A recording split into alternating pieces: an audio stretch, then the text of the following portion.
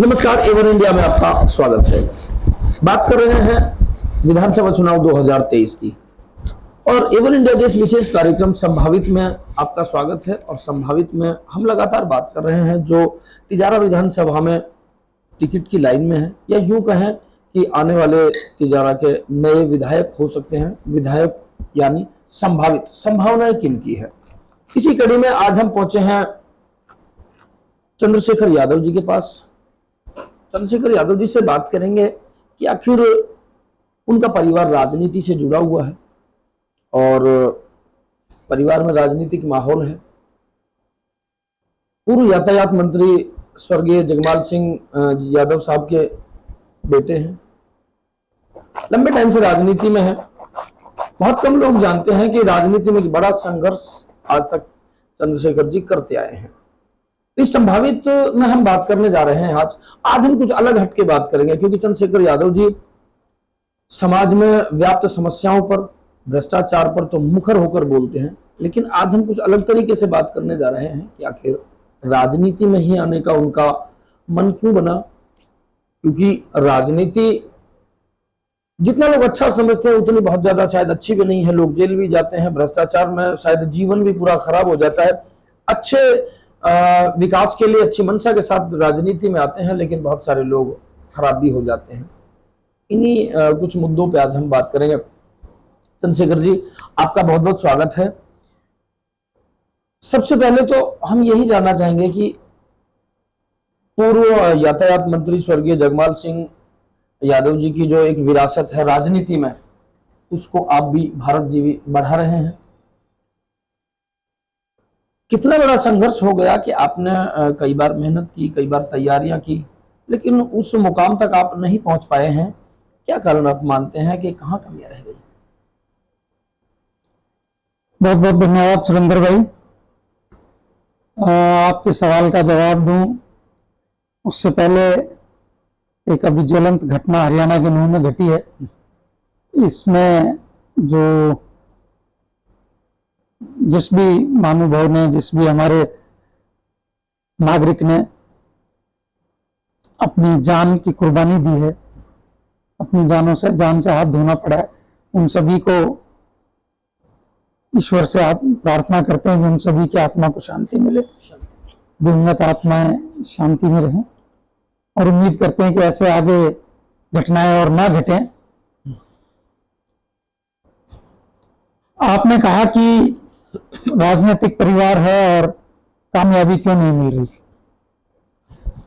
देखिए, जब एक पीढ़ी से दूसरी पीढ़ी में चीजें ट्रांसफर होती हैं या आगे जाती हैं, तो उस बीच में एक संघर्ष का दौर आता ही है। चाहे वो व्यापार हो, राजनीति हो, या किसी और तरह की। हमारे पिताजी 2000 में बीमार हो गए, 98 में आखिरी बार चुनाव जीते थे। तो चाहते तो आखिरी चुनाव वो लड़ सकते थे, ये कहते हुए कि मेरा आखिरी चुनाव है, और 2003 में चुनाव जीत जाते घर बैठे, चारपाई में बैठे बैठे। लेकिन उनके जमीर ने इस बात को स्वीकार नहीं किया कि भाई मैं चारपाई में बैठ के लोगों की सेवा नहीं कर पाऊंगा, जो काम होने चाहिए वो नहीं हो पाएंगे। तो उन्होंने राजनीति से, चुनावी राजनीति से हटने का फैसला किया, और उसकी जगह हमने अपनी मम्मी को चुनाव लड़ाया। और हमारी मम्मी बसपा से चुनाव लड़ी थी उस समय, और बसपा से चुनाव लड़ने का मतलब ये है कि भाजपा सत्तारूढ़ पार्टी थी, 2003 में सत्ता में आ गई थी। कांग्रेस की तत्कालीन सरकार थी, गहलोत साहब 98 से 2003 तक कांग्रेस के दिग्गज नेता थे नवाब गुरु मियां जी। जिला प्रमुख किरण जी भाजपा की टिकट की उम्मीदवार थी। उनके पति परमेश्वर डॉक्टर जसवंत यादव सांसद थे। तो जिले के सारे सरपंच, तिजारा की नहीं, जिले के सारे सरपंच, एमपीएस, जेडपीएस सब भाजपा के साथ, और जो कुछ रह गए वो कांग्रेस की सरकार के साथ। माहौल पूरा आपके विपरीत था। हाँ, और हमारे पास चुनाव में लड़ने के लिए सिर्फ एक ही बात थी कि हम जगमाल सिंह का परिवार हैं, और जगमाल सिंह ने आपके लिए संघर्ष किया, आपके काम क्षेत्र में विकास किया है। और इसी बात पे आप देखिए, हम तीसरे नंबर पे जरूर रहे, लेकिन जिला प्रमुख और सांसद में हमने जो वोटों का फर्क रहा वो 1,500-2 हजार वोटों का फर्क रहा माल तक। तो लोगों ने हमें नकारा नहीं। तिजारा को मलाई समझ के जो लोग आते रहे यहाँ कि ठीक है, किसी ने संघर्ष किया, किसी ने कुछ किया, काम किसी ने किया, और हम जाके जाति के नाम पे या बड़े नेता होने के नाम पे हम जाके चुनाव लड़ लें और जीत लें। तिजारा की जनता ने सबको मुंह तोड़ जवाब दिया है, वो जानते हैं। देखो, हर कुछ लोग तो हर समाज में हर जगह मिल जाएंगे आपको जो घूम जाते हैं, लेकिन ज्यादातर लोग उसके बाद की संघर्ष की कहानी शुरू होती है अलग से। 2006 में 3 में नवाब साहब जीत गए। 2006 में तिजारा विधानसभा का परिसीमन हो गया। उस तिजारा विधानसभा के परिसीमन में कोट कासिम तहसील के जो 84 गांव तिजारा विधानसभा में जुड़े हुए थे, उन 84 गांवों को हटाया गया एक राजनीतिक फैसला करते हुए, और वही हमारी ताकत थी। तो वो 84 गांव हटने के बाद लगभग 40-45 हजार वोट, 50 हजार वोट जो स्व समाज का होता है वो, यानी वो हट गया। मंत्री जी ने मेहनत की थी, वो कोर्ट की 84 में ज्यादा की। हाँ। उनका व्यक्तित्व का अपना एक पकड़, क्योंकि 84 में क्या पूरा साबी नदी से प्रभावित इलाका था। तो कच्चे रास्ते थे, भूड के रास्ते थे, पैदल चलते थे तो घुटने तक भूड में पैर धंस जाते थे। तो सड़कों का जाल बिछाने का काम उन्होंने किया। तो बहुत ज्यादा, तो कोट कासिम को तहसील बनाना, उपखंड बनाना सारा, तो वो सब उधर चला गया। इससे हम कमजोर हो गए, लेकिन हम कभी भी हाशिए पे नहीं रहे। चुनाव हमने लड़ा है, दमदारी से लड़ा है। दूसरे पे रहे, पहले पे रहे, तीसरे, पहले पे नहीं, दूसरे तीसरे नंबर पे रहे, लेकिन हम तीसरे पे भी रहे तो अंतराल बहुत कम रहा है हमारा। पहले फैसला आपके इर्द गिर्द रहा है। हाँ, आपके इर्द गिर्द रहा, तो कह सकते हैं कि उसका कारण ये था कि कोई राष्ट्रीय पार्टी से हम चुनाव नहीं लड़ रहे थे, हम अपनी वही छोटी जनता दल से लड़ते आ रहे थे। चंद्रशेखर जी, आज भी हम फील्ड में जाते हैं तो बहुत सारे लोग हमें ऐसे मिलते हैं जो ये कहते हैं कि उस समय के अगर हम तिजारा विधायक की हम बात करें तो जो स्वर्गीय जगमाल सिंह यादव जी थे, उन्होंने बहुत अच्छे काम करे। आज भी लोग उनको याद करते हैं और उनके कार्यों को एक लेकर के उनमें आज भी संतुष्टि है। इसका जो मतलब एक राजनीति में निकलता है या आपके राजनीतिक समीकरणों में निकलता है, ये है कि अगर आप काम करेंगे तो लोग आपको वर्षों तक, पीढ़ियों तक याद रखेंगे, सदियों तक याद रखेंगे। अगर आप काम नहीं करेंगे तो बेदखल कर दिए जाओगे। तो जिस तरीके से मंत्री जी ने मेहनत की, क्या इसमें यह भी मानते हैं कि आप उस तरीके से लोगों की नब्ज नहीं टटोल पाए, या कहीं ऐसा लगता है कि जो मंत्री जी द्वारा काम किए गए आप उसको भुना नहीं पाए? तो इन दोनों में कितना फर्क आप मानते हैं? देखिए, दोनों बातें हैं। मैं सच्चाई स्वीकार करने में कभी भी हिचकता नहीं कि हमारे पिताजी का जो एक मकाम था वो एक तरह से आप ये समझिए कि तिजारा के लिए ऐतिहासिक है, और ये एक धरोहर हो गई तिजारा के लिए, और तिजारा इसको सदियों तक नहीं भूलेगा। जगमाल सिंह का नाम स्वर्ण अक्षरों में तिजारा में लिखा जाएगा। जब जब तिजारा के इतिहास की बात होगी, जगमाल सिंह जी का नाम पहले नंबर पे आएगा। रही बात उनकी अमानत को संभालने की, धरोहर को संभालने की, बिल्कुल हम बिल्कुल नए थे, अपने जीते जी उन्होंने हमें राजनीति में आने नहीं दिया, और जब भी हम राजनीति में इंटरफेयर करते थे उन्होंने कभी बर्दाश्त नहीं किया कि तुम पढ़ रहे हो, अपनी पढ़ाई करो, उसके बाद अपना रास्ता तय करना।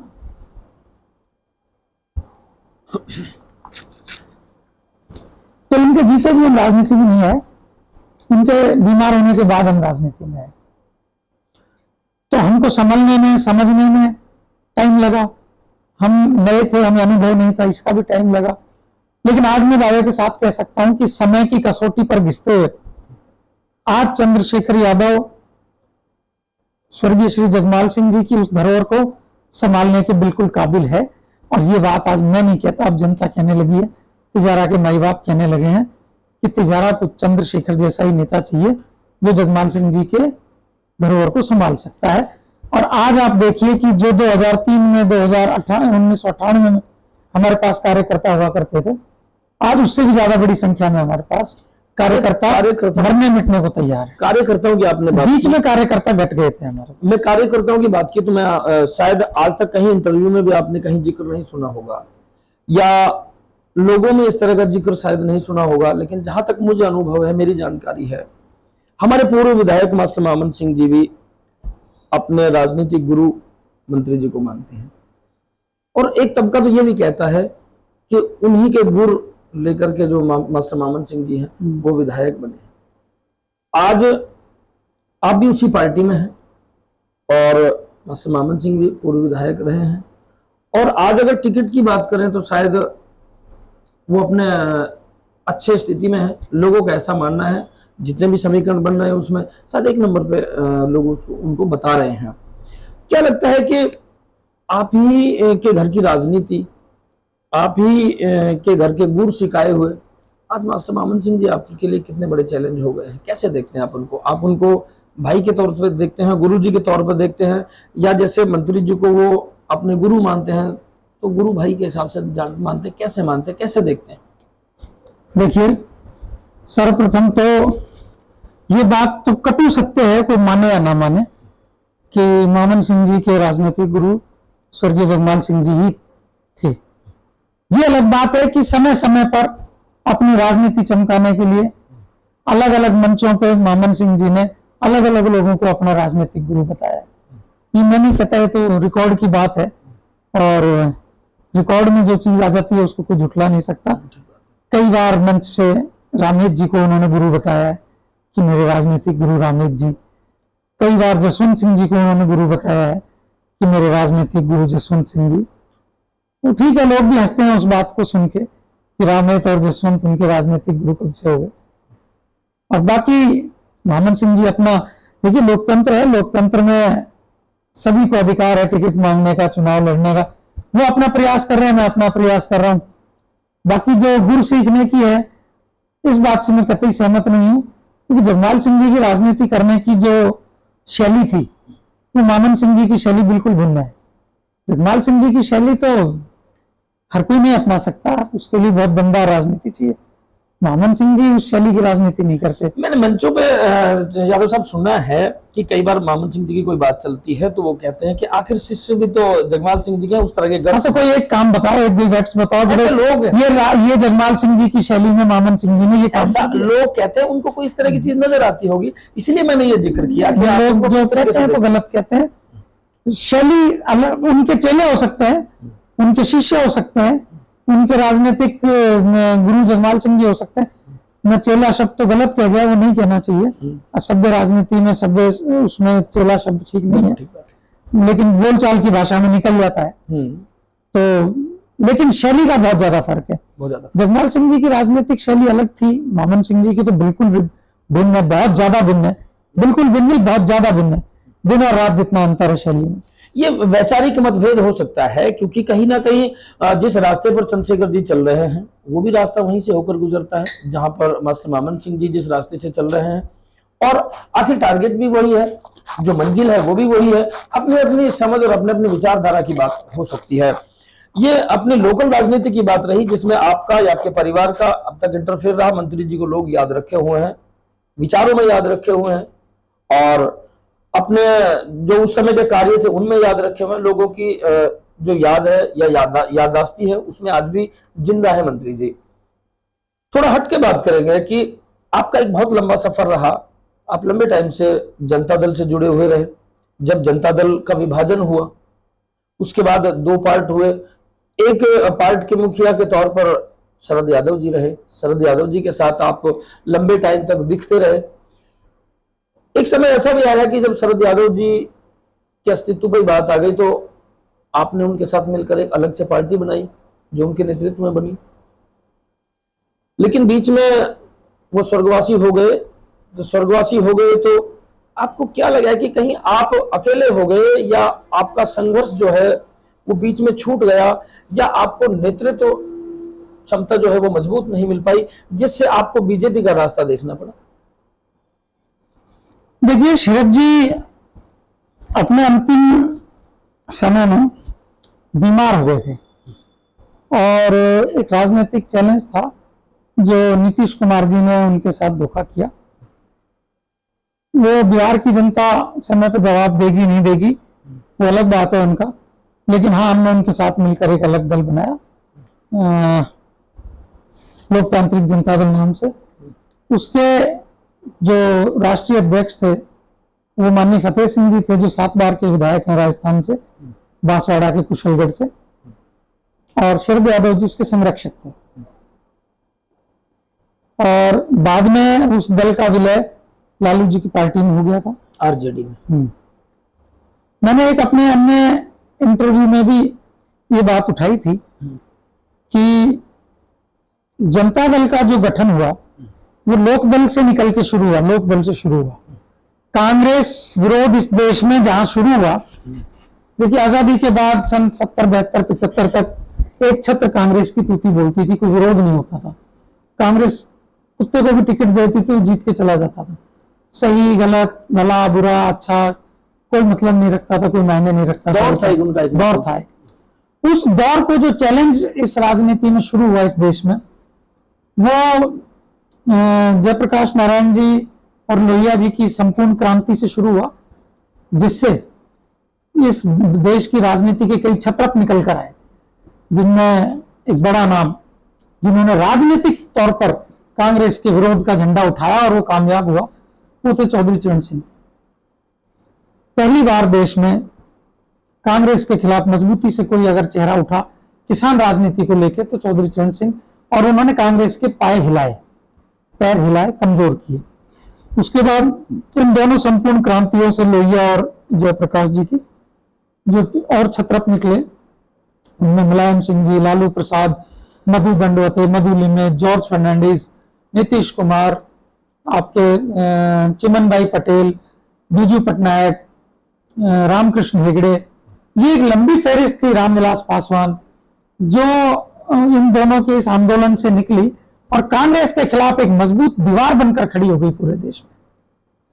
और कांग्रेस की आंधी को, तूफान को रोक के और उनको मिट्टी में मिलाने वाले, ये जो एक मैंने नाम गिनाया नेताओं के, ये एक पूरी दीवार थी जो देश में खड़ी हुई थी। देश के बड़े चेहरे जिन्होंने कांग्रेस की राजनीति को मटियामेट करने का काम किया, देश में किसान राजनीति को देश की राजनीति में उभार पर लेके आए। उसके बाद धीरे धीरे भारतीय जनता पार्टी का जन्म हुआ। आपस में क्लैश हुआ मंडल करके, लेकिन भारतीय जनता पार्टी अपनी जगह बनाती चली गई, तो वो भी कांग्रेस के खिलाफ। एक समय था जब जनता दल और भारतीय जनता पार्टी कांग्रेस के खिलाफ एक साथ होके लड़ती थी, जनता दल और भारतीय जनता पार्टी। इसका मतलब क्या हुआ? विचार एक हुआ। विचार क्या था? कांग्रेस का खिलाफत, कांग्रेस का विरोध, कांग्रेस की तुष्टीकरण की नीतियों का विरोध। अब ये स्वार्थ की राजनीति चलते चलते मेरी ये समझ में नहीं आई, देश में ऐसा कुछ बड़ा आमूलचूल परिवर्तन नहीं हुआ राजनीतिक। फिर ऐसा क्या हो गया कि जनता दल के साथी धीरे धीरे सारे हटके कांग्रेस के साथ खड़े हो गए, जबकि उनका जन्म ही इस देश में राजनीतिक तौर पर कांग्रेस के विरोध स्वरूप हुआ। कांग्रेस के विरोध स्वरूप उनका जन्म हुआ। लोहिया जी की, जयप्रकाश नारायण जी की जो संपूर्ण क्रांति हुई, उससे जन्म हुआ। ये दोनों क्रांति कांग्रेस के खिलाफ थी, तो आज ही कांग्रेस के साथ गलबैया कर रहे हैं। इसको मैं इसको खत्म कर रहा हूं बस इस बात को, जो गलबैया कांग्रेस के साथ कर रहे हैं, इसकी मेरे को आज तक ये समझ में नहीं कि इसका मूल कारण क्या रहा। जबकि मैं भी जब से होश संभाला है, मेरे रगों में भी यही खून दौड़ रहा है, यही विचार दौड़ रहा है, कांग्रेस के खिलाफ, कांग्रेस के खिलाफ।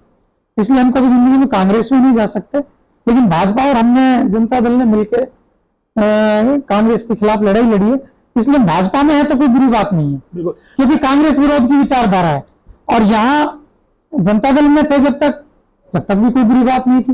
लेकिन ये जनता दल के साथी जो लालू जी हैं, अखिलेश जी आज मुलायम सिंह जी की संभाल रहे हैं, ये सब लोग कैसे कांग्रेस के साथ खड़े हो जाते हैं? किस आधार पर, किस विचार पर? ये मेरी समझ से बाहर। अगर मैं इसको इस तरीके से कहूं तो शायद कोई अतिशयोक्ति नहीं होनी चाहिए कि समय समय पर देखा है, रामविलास पासवान जी जब कांग्रेस की सरकार केंद्र में रही तो उसमें भी वो साझेदारी में रहे, जब बीजेपी की सरकार थी तो वो साझेदार रहे। आपको नहीं लगता कि कहीं ना कहीं अवसरवादिता अब ज्यादा हावी हो गई है? और बीच में वो एक बात आप पूरी कर गए अपनी बात में, मैं उसी सवाल पे आना चाह रहा था कि आप चाहे जनता दल में रहे हो, अलग से आपने कोई एक संगठन बनाया हो, आज चाहे बीजेपी में हो, कहीं ना कहीं विचारधारा एक ही रही है आपकी, और वो है कांग्रेस के विरोध में। आज अगर हम तिजारा क्षेत्र की बात करते हैं, आप चर्चित चेहरा हैं, टिकट की दौड़ में शामिल हैं, और आप ही अक्सर भ्रष्टाचार के खिलाफ यहां अगर कोई किसी स्तर पर अराजकता रही मुखर होकर बोलते हैं। मैं आपके साथ एक इस सवाल को चैलेंज के तौर पे भी पूछना चाहूंगा, और अगर आपको टिकट मिलती है, आप सत्ता में आते हैं, तो आपके लिहाज से, आपके हिसाब से, आपके नजरिए के हिसाब से तिजारा में किस तरीके से बदलाव की बात करेंगे जो भ्रष्टाचार ना हो, किसानों को समस्या ना हो और अराजकता ना हो। इन सब बड़े चैलेंजेस के बीच में गंगा जमनी तहजीब के लिए भी हमारा तिजारा विधानसभा क्षेत्र जाना जाता है। हम चाहे वैचारिक मतभेद हमारे अलग हो सकते हैं, लेकिन आम जीवन शैली में जब तक हम सभी एक भाईचारे की भावना के साथ नहीं रहेंगे तो शायद मुझे नहीं लगता कि लोकतंत्र कहीं जिंदा रहेगा। कैसे देखते हैं आप? आपने बात शुरू करी अवसरवादिता से। आप बिल्कुल सही कह रहे हो। किसी जमाने में जब कोई आदमी दल बदलता था तो उसको दल बदलू कह के गाली दी जाती थी। दल बदलू कह देने का मतलब ये होता था कि ये बहुत बड़ी गाली है।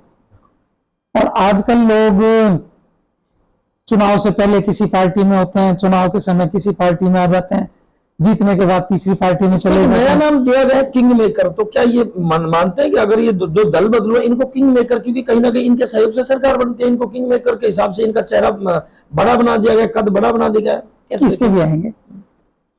तो आजकल तो लोगों का 3 महीने में 3 पार्टी बदलने का भी इतिहास है, तिजारा में भी उदाहरण है और भी सब जगह है, कोई बात नहीं है इसकी। आजकल दल बदलू और सिद्धांत की, मतलब सिद्धांत नहीं बचा, सिद्धांतहीन राजनीति हो गई, इसलिए दल बदलू की गाली नहीं बची। हम जनता दल से भाजपा में आए हैं, एक ही दल बदला है बस, लेकिन लोग 3 महीने में 3 दल बदल लेते हैं। तो ये सिद्धांतहीन राजनीति हो गई है आजकल। ये बात सही है कि अपना स्वार्थ कहां सिद्ध हो रहा है, अपना मतलब कहां निकल रहा है, वहां जाओ, चाहे आपके विचार मिले ना मिले, विचारधारा एक जैसी हो या नहीं हो, आपको चाहे कुछ ही कीमत चुकानी पड़े, आप तो बस अपना मतलब निकालने के लिए। तो ये तो एक चीज हो गई है। आजकल तिजारा और राजस्थान तक ही सीमित नहीं है, पूरे देश में ये चल रहा है मंजर। दूसरी बात आपने कही कि अगर हम सत्ता में आते हैं, हमको जनता मौका देती है, मुझे जनता मौका देती है, तो देखिए मैं ये नहीं कहता कि मैं ये कर दूंगा और वो कर दूंगा, तिजारा को सोने का बना देंगे, तिजारा को चांदी का बना देंगे। नहीं, मैं इन सब चीजों से परहेज करता हूं। ये सब चीजें कहने से, ये सब चीजें मेरे अकेले की सोच पर निर्भर नहीं करती। ये सब चीजें निर्भर करती हैं कि जिस समय हम सत्ता में होंगे उस समय सत्ता किसकी होगी। हम जब पद पे होंगे, यहाँ के जनप्रतिनिधि होंगे, तो सत्ता किसकी होगी और उस सत्ता में हमारी भागीदारी कितनी होगी। इन सब चीजों पर निर्भर करती है। कितना झूठ बोलने से कोई फर्क नहीं पड़ता, बड़ी बातें करने से। लेकिन हाँ, एक बात का वादा मैं जरूर करता हूं कि अगर हमको मौका मिला तिजारा से, तो इस तिजारा का पूरा सिस्टम बदल जाएगा, काम करने का सिस्टम बदल जाएगा, अधिकारियों का सिस्टम बदल जाएगा, कर्मचारियों का सिस्टम बदल जाएगा। कि हम पक्ष में रहें चाहे विपक्ष में रहें, तिजारा की जो अधिकारियों की कार्यशैली है, इसमें हम दिन रात का अंतर ला देंगे। हर अधिकारी को मुस्तैदी से काम करना पड़ेगा, ईमानदारी से काम करना पड़ेगा और अपनी जिम्मेदारियां निभानी पड़ेगी। और जिसके लिए इनको हिपोक्रेटिक ओथ दिलाई जाती है नौकरी लगते टाइम कि हम जनता की सेवा भारत के संविधान के अंतर्गत करेंगे, संविधान की मर्यादाओं को बरकरार रखते हुए करेंगे, मैं हकीकत में तिजारा में इस चीज को धरातल पर उतार कर दिखा दूंगा। कोई आदमी, कोई अधिकारी, कर्मचारी रिश्वत नहीं मांग पाएगा। मांगेगा तो जब वो गैर कानूनी काम कर रहा है तो वो ये उम्मीद ना करे कि हम उसको उसके गैर कानूनी काम के लिए कानूनी तरीके से सजा दिलाने के प्रयास करेंगे। हम उसके खिलाफ मुकदमा दर्ज कराएंगे या उसके खिलाफ एसीडी में कंप्लेंट करेंगे। हम भी जब वो गलत काम कर रहा है, पैसा मांग के, भ्रष्टाचार करके, रिश्वत मांग के, तो हम उसका न्याय ऑन द स्पॉट ही करेंगे। धमकी भी हो सकती है? नहीं, धमकी सिर्फ कोरी रहती है, हम इसको करके दिखाएंगे अगर ऐसा हुआ तो। अगर अधिकारियों ने भ्रष्टाचार नहीं छोड़ा तिजारा में हमारे आने के बाद, तो हम इसका न्याय ऑन द स्पॉट ही करेंगे। क्योंकि ऐसे तो जो हमारे देश के कानून हैं वो बने तो अच्छाई के लिए थे, लेकिन उनमें कमियां इतनी हैं कि वो बुराई के लिए काम करने लग जाते हैं। किसी अधिकारी के एक गलत काम के लिए उसको सजा दिलाने के लिए 20 साल भी कम पड़ जाते हैं और रिटायर होकर चला जाता है, लेकिन उसको जिंदगी में सजा नहीं मिल पाती। तो क्या न्यायालय पे भरोसा नहीं है क्या? अगर न्याय व्यवस्था पे बिल्कुल भरोसा है, लेकिन न्यायालय ओवरबर्डन है, काम के बोझ से दबे हुए, उनकी कमर झुकी हुई है, कभी भी टूट सकती है। जिस न्यायालय के पास 100 मुकदमे होने चाहिए सुनवाई के लिए, उनको 10-10 हजार, 15-15 हजार, 20-20 हजार सुनने पड़ रहे हैं। 6-6 महीने में, साल भर में एक पेशी लग रही है मुकदमों में। दादा ने मुकदमा किया, पोते के अंतिम दिनों तक उस मुकदमे का फैसला नहीं हो रहा। ऐसी न्यायपालिका किस काम की है? न्यायपालिका में आदमी सही है, लेकिन जिस हिसाब से जनसंख्या विस्फोट भारत में हो रहा है, उस हिसाब से न्यायालयों की संख्या बढ़नी चाहिए, उस हिसाब से न्यायाधीशों की संख्या बढ़नी चाहिए, और भी कई चीजें उनको उपलब्ध होनी चाहिए, तब तो न्याय मिलेगा। आपकी कैपेसिटी है एक बोरी उठाने की, आपके ऊपर 10 बोरी लाद देंगे तो आप तो एक कदम भी नहीं चल पाओगे। तो न्यायपालिका की स्थिति इसलिए खराब है कि बिल्कुल अतिरिक्त भार से दबी हुई है। आपने बीच में एक बात कही कि लोग तो 3 महीने में 3-3 पार्टियां बदल जाते हैं, कारण चाहे जो भी हो सकते हैं, लेकिन लोग तो आज उनको विकास पुरुष भी कह रहे हैं। मैंने ये नहीं कहा कि वो विकास पुरुष नहीं है या विकास पुरुष है। मैंने ये एक उदाहरण दिया था कि किसी जमाने में दल बदलू गाली हुआ करती हुआ, और आज लोग 3-3 महीने में, 6-6 महीने में 3-3, 4-4 पार्टी बदल रहे हैं। तो उनके लिए कहने के लिए कोई शब्द नहीं है, कोई उपयुक्त उनके लिए संज्ञा मुझे नहीं मिल पा रही जिसको मैं कह सकूं कि भाई ये संज्ञा उनके लिए दे दी जाए। इनके लिए डिक्शनरी से भी कोई स्पेशल शब्द ढूंढना पड़ेगा, शायद नया शब्द इजाद करना पड़ेगा। और बीजेपी इस तरह से प्रेमचंद जी की शैली में बीजेपी कहानियां लिखनी पड़ेगी। ढूंढने में माहिर है, बीजेपी इस तरह के शब्दों को ढूंढने में माहिर है। बीजेपी बिल्कुल माहिर है, और बीजेपी के ही वो पुराने सिपाही हैं, और मुझे लगता है कि उनको भी सद्बुद्धि आ जाएगी इस चुनाव के बाद। अभी तो क्या है कि पुरानी कहावत है कि सत्ता का जो रंग चढ़ता है वो सिर चढ़ के बोलता है, और वो जब भी उतरता है जब सत्ता जाती है।